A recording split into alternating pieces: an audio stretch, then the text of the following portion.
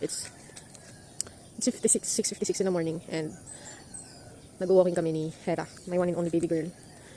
Kasi wala na akong time sa kanya. So, kailangan ko talaga maglaan ng time for her. Para na din sa healthy living. Hera! Shh, Hera! Kailangan na mag-walking. And at the same time, kailangan ko na din mag-walking. So, hindi na ganoon na mamagay mukha ko. Pero may visible pa rin, parang, alam mo yun, sagi dito. Come. Ayan. Sayang hindi pa ganoon kainit. Mas okay sana yun. Diba, sinagad tayo ng araw. And I promised myself to unti-unti nang mag-get back to physical chuchu. Dahil 5 months naman na si Kaizen. And pwede na tayo mag-walking, unti-unti. And then jogging. And then after, yoga. Ganun. Ewan ko lang kung masisingit natin sa time. Pero ang importante, kahit yung 5 minutes, 10 minutes a day, it's better than nothing. Tapos, alam mo yun, habang tulog pa sila, kailangan maging talagang kahit pa paano, give time for yourself. And, napansin ko kasi, ako gym rat din ako before. Lalo nung kay Kyrie. Kaso,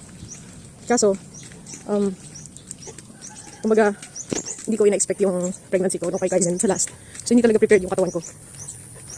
Kay Cairo, expected siya. Pero kay Kaizen, parang lang, unplanned. So, ganun. Feeling ko sobrang weak ng katawan ko. And kapag nag-gym ka before, alam mo yung pakiramdam ng ganito, na dati super lakas mo, parang sobrang lightweight ng katawan mo. Lahat kaya mo buhatin, super strong ka. Pero ngayon, parang sobrang weak ng katawan mo, konting masakit. At the same time, sobrang stiff na ng katawan mo. Ang dami mo na nararamdamang pain. Kasi, hindi na ganun ka-flexible, hindi na ganun nababanat yung katawan mo. Kaya ganun. So, starting today, I want to give myself kahit 5 to 10 minutes. Kasi nag-gain weight din talaga ako. Diba? Oops. Madaming natatakot kay Hera. Kasi nga big dog siya. Pero alam niyo ba?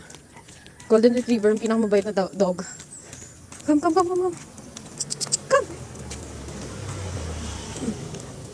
Come! Sila yung pinakamabait na dog. Hindi kami nakakagatin. So don't worry. Parang nag-ano siya ngayon. Yung ihi ng paunti-unti. Meron kasi siya eh.